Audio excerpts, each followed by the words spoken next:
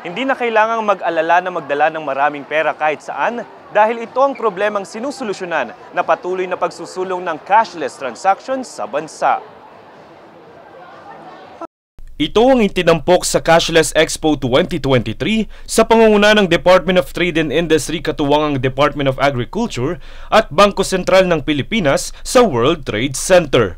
Layo ng programang ito ang hikayatin ng publiko na tangkilikin ng konsepto ng cashless transactions sa merkado.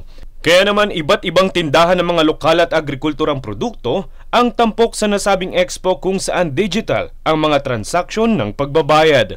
Isa sa mga exhibitor ay si Nanay Jo na tampok ang mga produkto mula pa sa Zamboanga na gawa ng mga PDLs. For me, mas gusto ko yung cashless.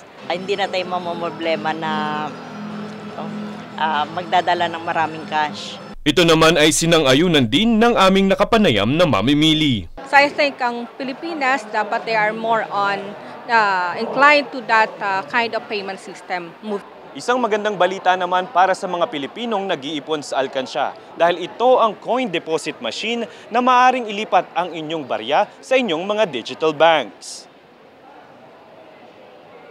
It can accept all denominations from 20 being the highest denom that we have up to the lowest denomination which is 1 centimo. Ang mga ide-deposit na mga barya rito ay maaaring i-transfer sa mga bangko, e-wallets at digital banks. Pwede nilang gawing itong alternative piggy banks nila, yung mga naipon nilang barya, pwede nilang i-deposit dito.